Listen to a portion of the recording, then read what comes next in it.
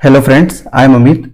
In the last video we have discussed the meaning of ethics और साथ ही हमने ये देखा था कि इंडियन कॉन्स्टिट्यूशन जो है वो हमारी एथिकल वैल्यूज का अल्टीमेट सोर्स है। आज हम डिफरेंट प्रोफेशन के लिए जो प्रोफेशनल एथिक्स है, फॉर एग्जांपल बिजनेस एथिक्स और एथिक्स फॉर सिविल सर्वेंट, ये क्या होता है इनकी चर्चा करने वाले हैं। साथ ही हम एथिक्स और मोरालिटी में जो मेन डिफरेंस है उसको भी समझने वाले हैं।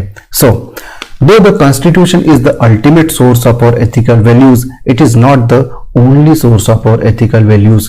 ठीक है, और इस तरीके से हर एक प्रोफेशन के लिए कुछ अलग अलग एथिकल वैल्यूज या एथिक्स का निर्माण किया गया है। फॉर एग्जाम्पल डॉक्टरों के लिए मेडिकल एथिक्स बनाया गया है।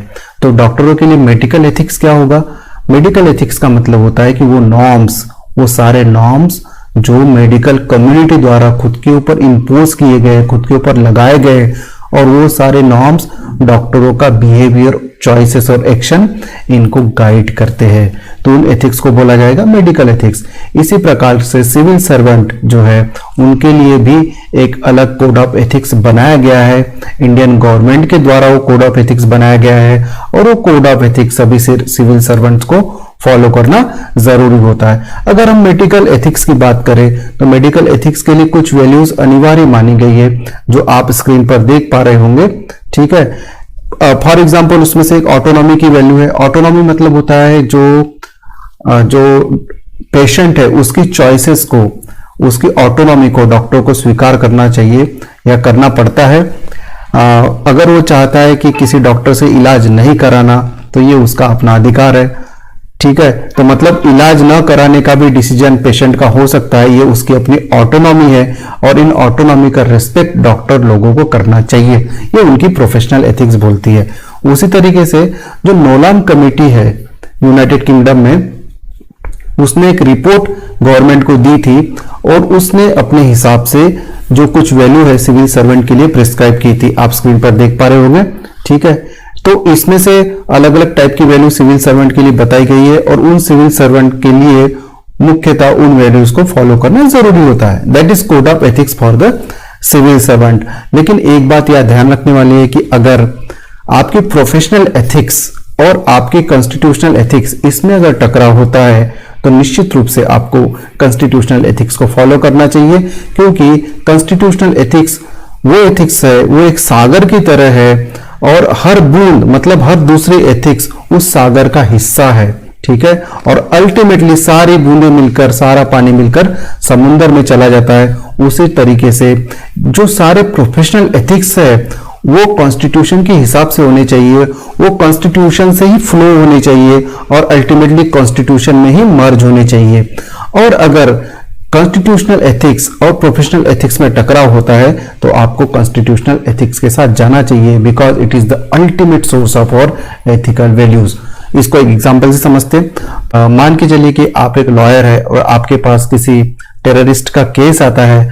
आपके पास कुछ ऐसे सबूत है या वो टेररिस्ट आपको ऐसी ऐसी चीजें बताता है, कुछ ऐसे सबूत देता है, कुछ ऐसे इंटीमेशन देता है जिससे पता लगता है कि वो वाकई अपराधी है और उसने 100-200 लोगों की हत्या में उसका हाथ है। अब प्रोफेशनल एथिक्स बोलता है लॉयर का कि आप सीक्रेसी रखिए, क्लाइंट के साथ खड़े रहिए। ठीक है, और जो आपकी कॉन्स्टिट्यूशनल वैल्यू बोलता है जस्टिस, आप लोगों के साथ खड़े रहना चाहिए, पब्लिक इंटरेस्ट आपके कॉम्प्रोमाइज नहीं होने चाहिए और गिल्टी शुड बी पनिश्ड। ठीक है, तो आपको क्या करना चाहिए ऐसे टाइम में जब प्रोफेशनल एथिक्स और जो है कॉन्स्टिट्यूशनल एथिक्स इन दोनों में टकराव हो तो निश्चित रूप से आपको पब्लिक वेलफेयर का ध्यान रखते हुए वो सारी इंफॉर्मेशन आपको लीक करनी चाहिए, ऐसा मेरा मानना है। दूसरी तरफ से मान के चलिए कि आप एक डॉक्टर है और आप जिस हॉस्पिटल में काम करते हैं उसमें ऑर्गन की जो है ह्यूमन तस्करी, ह्यूमन के ऑर्गन की है उसका ट्रेडिंग चल रहा है और गलत तरीके से पैसे लेकर ऑर्गन निकाले जा रहे हैं और दूसरे लोगों में ट्रांसप्लांट किए जा रहे हैं। तो और लॉयल्टी आपकी उस हॉस्पिटल के प्रति होनी चाहिए। कोई भी प्रोफेशन है उसमें उसकी अपनी लॉयल्टी होती है। तो डॉक्टर की लॉयल्टी क्या कहेगी कि चुपचाप रहो, शांत रहो, गलत होता है होने दो। लेकिन as a doctor, as a citizen of India आपकी जिम्मेदारी बनती है कि आप जो है इस मामले में चुप न रहे और ये सारी आप जो एक विसल ब्लोअर का काम करें और ये सारी जानकारी मीडिया में दे दें, ठीक है, जिससे कि गरीब लोगों के साथ न्याय हो सके और उन पर हो रहे अत्याचारों में कुछ कमी की जा सके, ठीक है। तो इस तरह आपने देखा कि यहाँ पे लॉयल्टी थी। अगर एक डॉक्टर चुपचाप रहता तो उसको प्रमोशन मिलता, उसको पैसे मिल सकते थे, और लेकिन उसने वो पैसे को ठुकराया और उसने लोगों के वेलफेयर के लिए काम किया। तो इस तरीके से हम देखते हैं कि पर्सनल इंटरेस्ट और पब्लिक इंटरेस्ट में जब टकराव होता है तो हमेशा पब्लिक इंटरेस्ट का साथ देना चाहिए। तो अल्टीमेटली हम देखते हैं कि कॉन्स्टिट्यूशनल वैल्यूज और जो प्रोफेशनल वैल्यूज इनमें टकराव हो तो हमेशा हमको किसके साथ जाना चाहिए? कॉन्स्टिट्यूशनल वैल्यूज के साथ जाना चाहिए। अब हम दूसरे टॉपिक की ओर विचार करते हैं कि एथिक्स और मोरालिटी में क्या डिफरेंस होता है। देखिए, एथिक्स और मोरालिटी दोनों ही हमको क्या सजेस्ट करते हैं? दोनों ही हमको सजेस्ट करते हैं कि what one should do, what one ought to do, मतलब दोनों हमारी ड्यूटीज को प्रेस्क्राइब करते हैं कि हमको कौन सी एक्शन करनी चाहिए, कौन सी एक्शन नहीं करनी चाहिए, कौन सी चीज़ हमारे लिए अलाउ है, कौन सी चीज़ हमारे लिए अलाउ नहीं है। लेकिन दोनों में एक महीन सा डिफरेंस है। वो डिफरेंस ये है कि एथिक्स का जो सोर्स होता है वो बाहर से आता है। बाहर से आने का मतलब होता है कि हमारे अंदर से वो एथिक्स नहीं निकली है। फॉर एग्जाम्पल, जैसे हमने बोला था कि कॉन्स्टिट्यूशनल एथिक्स है या फिर मेडिकल एथिक्स है, ये दोनों चीज़ें हमने अपनी सहमति से बनाई है, सबकी भलाई के लिए बनाई है, और हमने ये सोचा है कि सभी लोग इसका पालन करेंगे, ठीक है। तो ये जो एथिक्स है हमने फॉर्म की है, कम्युनिटी ने फॉर्म की है। लेकिन मॉरलिटी का ऐसा नहीं है। मॉरलिटी हमारे अंदर से आती है। इसका सोर्स जो होता है हमारा अंतर्मन होता है। तो हमारा अंतर्मन हमें बताता है कि वो सही है या गलत है, तो इसको बोलेंगे हम मोरालिटी, ठीक है। इसको हम एग्जाम्पल के द्वारा भी क्लैरिफाई कर सकते हैं। मान के चलिए कि एक कोई आईएएस ऑफिसर है और उसको अतिक्रमण हटाने का काम दिया गया है, ठीक है। अब ऑब्जेक्टिविटी उसकी एक बहुत ही इंपॉर्टेंट वैल्यू है। ऑब्जेक्टिविटी का मतलब होता है कि वो बिना कोई फियर एंड फेवर और रूल्स और रेगुलेशन को फॉलो करेगा, उसमें किसी भी तरह की इमोशन जो है वो बाधा नहीं डालेगी, ठीक है। तो भाई सिविल सर्वेंट गया और उसने क्या कर दिया, सारा का सारा अतिक्रमण हटा दिया। लेकिन जब वो सिविल सर्वेंट वहां पे जाता है तो वो देखता है कि वहां पे एक वृद्ध महिला बैठी हुई है और वो अपनी ठेला वहां पे चला रही है, दुकान चला रही है, और उसके पास आजीविका का कोई दूसरा स्रोत नहीं है, ठीक है।